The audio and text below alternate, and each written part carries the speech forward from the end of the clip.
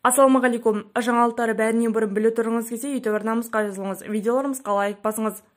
Ауыл жұмысшыларының жалақысына 50% үстемақы берілмек. Сондай-ақ олардың бір жыл еңбек өтілін 1,5 жылға теңестіру жоспарланып отыр.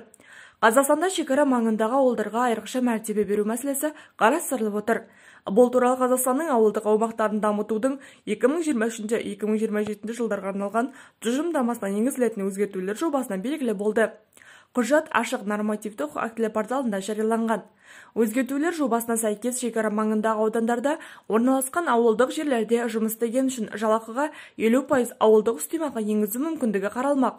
Сондай-ақ төтенше табиғи климаттық жағдайлары, жылыту маусымы 9 ай бар шекара маңындағы аудандардың тұрғындары үшін бір жыл еңбек өтілін 1,5 жылға қылып есептеу нормасы көзделді.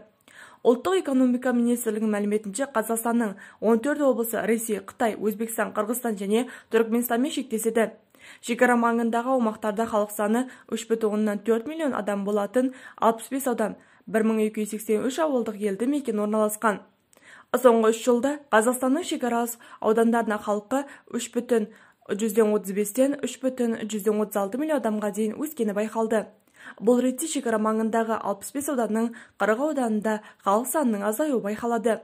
Бұл көшу-қону ағынымен және халықтың табиғи күйіуіне байланысты.